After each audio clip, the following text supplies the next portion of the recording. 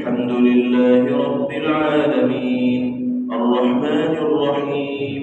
مالك يوم الدين إياك نعبد وإياك نستعين اهدنا الصراط المستقيم صراط الذين أنعمت عليهم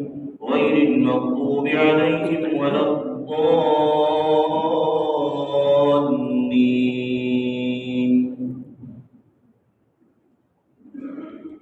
واذكرن ما يتلى في كتاب الله من الآيات والحكمة إن الله كان لطيفا خبيرا. إن المسلمين والمسلمات والمؤمنين والمؤمنات والقانتين والقانتات والصادقين والصادقات والصابرين والصابرات والخاشعين والخاشعات والمتصدقين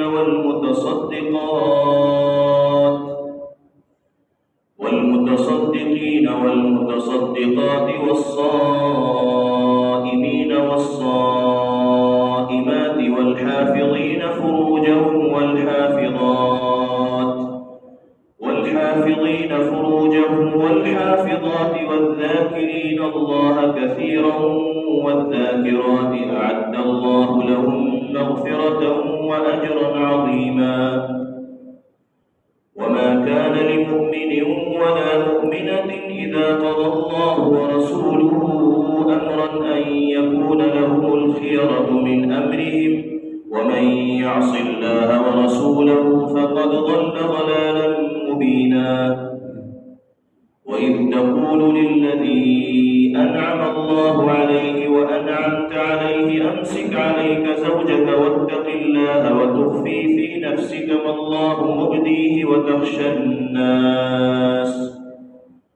والله أحق أن تخشاه فلما قضى زيد منها وطرا زوجناكها لكي لا يكون على المؤمنين حرج في